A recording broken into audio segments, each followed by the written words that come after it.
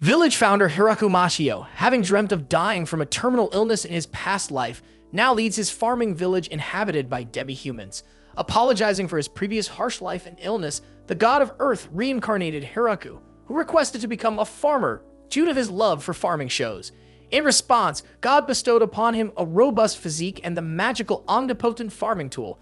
This miraculous tool summoned any required instrument tirelessly. Awakening in a remote forest, Hiraku chose a mighty tree as the foundation for his farm. Using the tool, he constructed a well, established a camp, and prepared his first field. Astonishingly, the tool made crops sprout without seeds. After weeks, he rescued 2 wolves, Kuro and Yuki, who gave birth to 4 puppies. Adopting these wolves to safeguard the farm from monsters, Hiraku began his initial harvest. Meanwhile, a young traveler heard rumors of the monster-infested Death Forest and decided to investigate. God realizes his error in reincarnating Hiraku in the Forest of Death, but decides to await his demise by a monster before granting another reincarnation. Hiraku soon discovers the ability to mentally choose which seeds the tool plants, expanding his fields. As winter approaches, the wolves seek out a friendly giant spider named Zabuton, who weaves warm clothing in exchange for shelter in Hiraku's tree. Loneliness becomes Hiraku's companion throughout the winter, especially as the wolf puppies find mates and Zabuton returns with 20 offspring.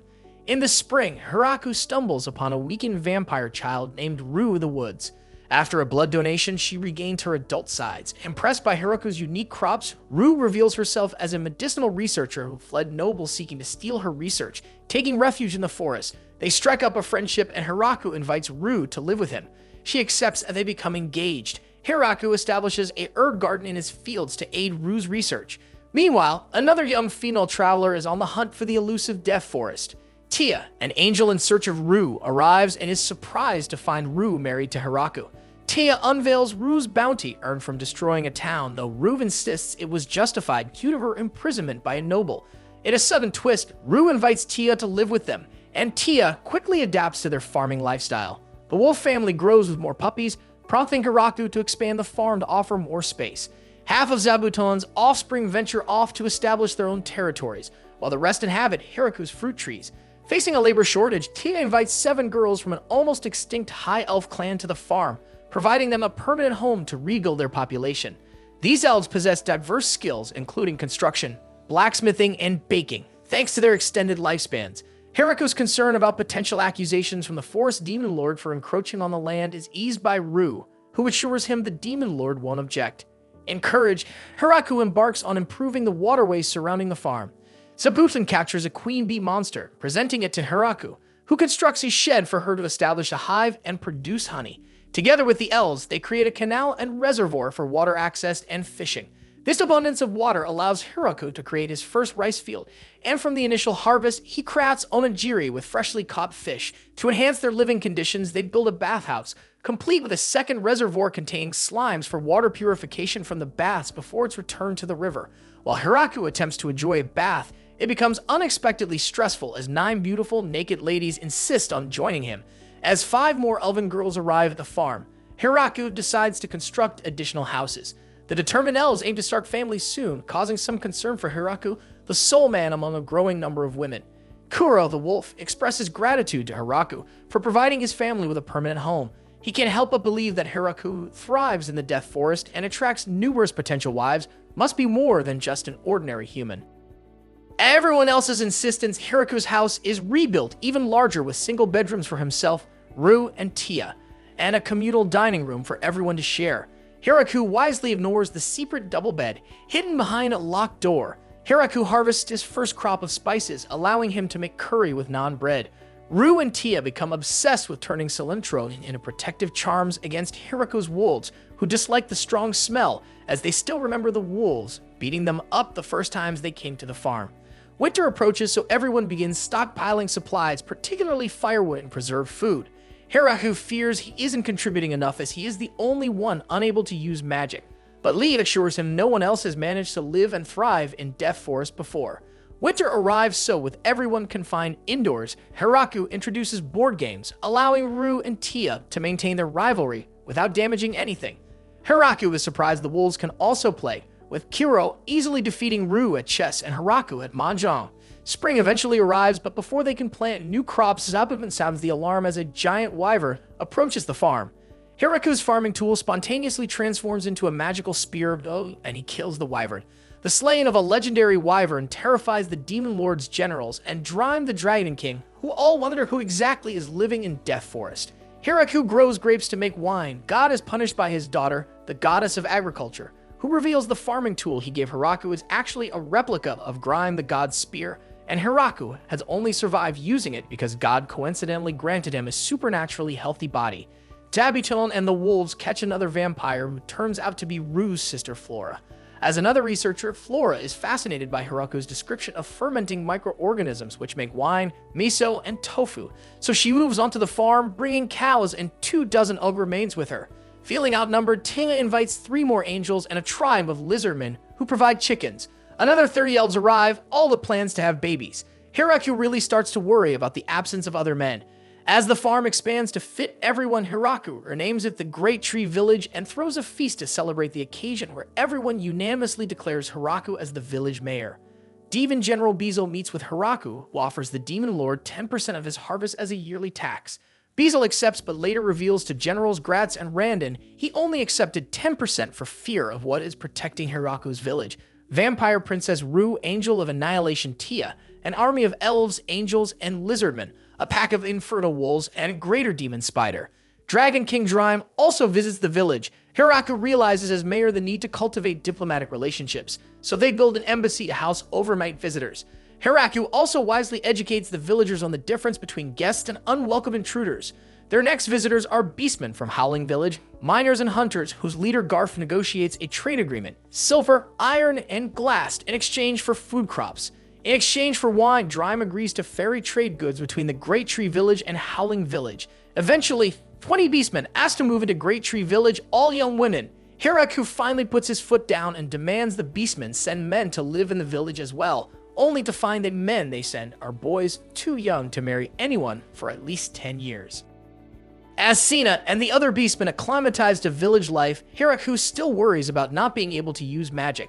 He later defeats a grappling bear and a bloody viper fighting outside the village, which he cooks for another village feast.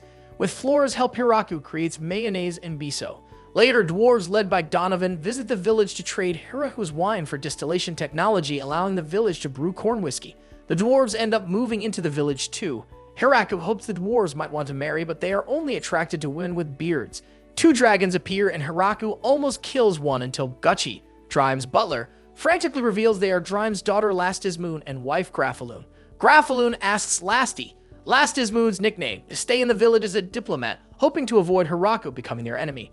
Hiraku later assigns Lastismoon responsibility over all diplomatic relations, which the Demon General Beezle finds out on a produce procurement mission.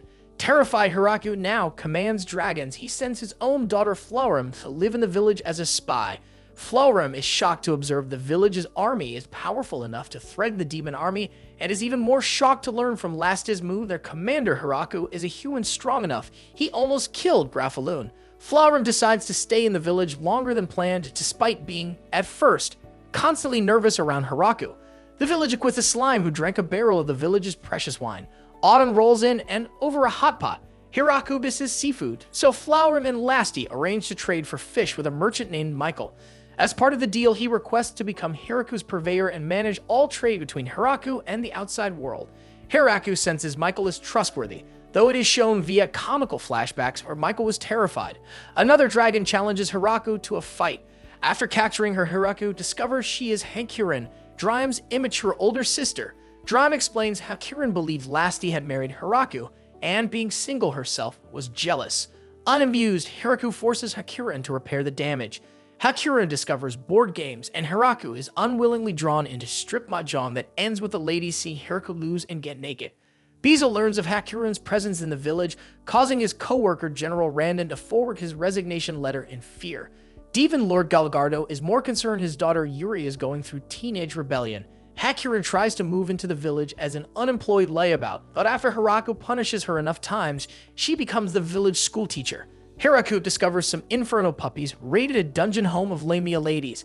After apologizing to them, the Lamias begin trading dungeon treasure for crops. It eventually forms a delivery service for all the trading villages.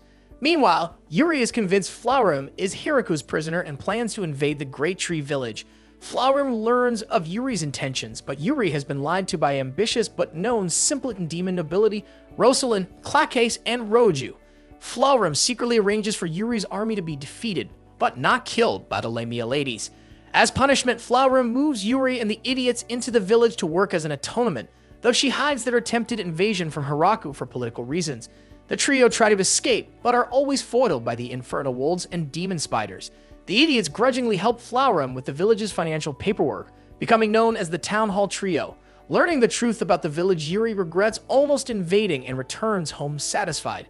The trio decide to stay, preferring village life to demon court politics.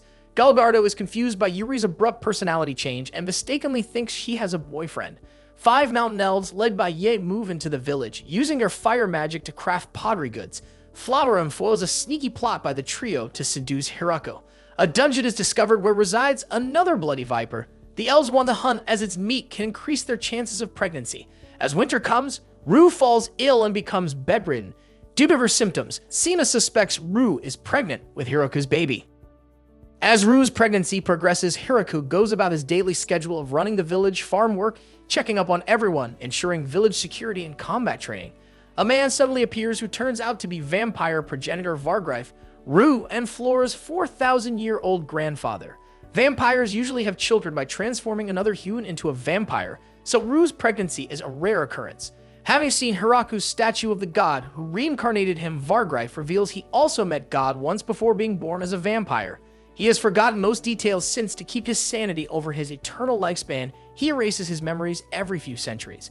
Hiraku carves Vargreif a copy of the statue which Vargreif secretly donates to the temple of the god of creation.